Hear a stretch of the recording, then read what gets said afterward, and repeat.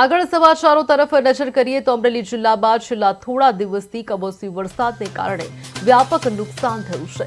જિલ્લામાં 9 ઇંચ જેટલો ભારે વરસાદ ખાબકતા અનેક ખેતરોમાં તારાજી સર્જાઈ હતી।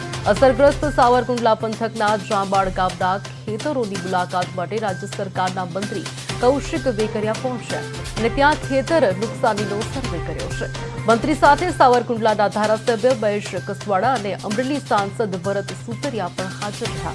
ત્યારબાદ મંત્રી કૌશિક વેકરિયા રાજુલા જાફરાબાદ પંથકના કુંભારિયા રામપરા 2 અને વિક્ટર ગામોમાં ખેતરોની મુલાકાત લઈ સર્વે કર્યા।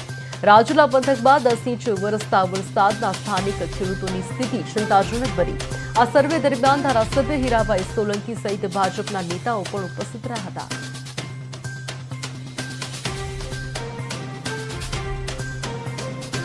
જે કમોસમી વરસાદ થયો છે અત્યારે સાવરકુંડલાના જાબાળ આંબડી અને લુવારા એમની સીમની વચ્ચે અમે ઊભા છીએ।